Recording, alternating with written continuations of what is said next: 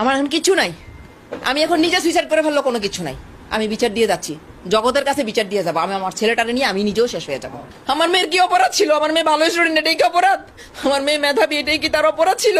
আমার মেয়ে ডিপার্টমেন্টে ফার্স্ট ছিল, এটাই কি তার অপরাধ ছিল? আমার মেয়েটা বিমান বাহিনীর জিডি পাইলটে ছিল, এটাই তার অপরাধ ছিল? আমি গত বছর আমার হাজবেন্ড হারাইছি, আজকে বুঝে আমি মেয়েটা হারাইলাম।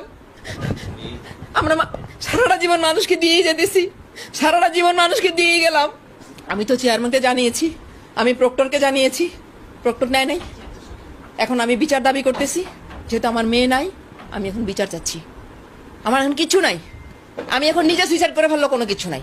আমি বিচার দিয়ে যাচ্ছি, জগতের কাছে বিচার দিয়ে যাবো। আমি আমার ছেলেটাকে নিয়ে আমি নিজেও শেষ হয়ে যাবো। আমি নিজে শেষ হয়ে যাবো। হ্যাঁ, অবন্তিকা তো এরকম মেন্টালিটি ছিল না। যেই মেয়ে ডিপার্টমেন্টে ফার্স্ট হয়, সেই মেয়ে কিভাবে আত্মহত্যা করার চিন্তা করে?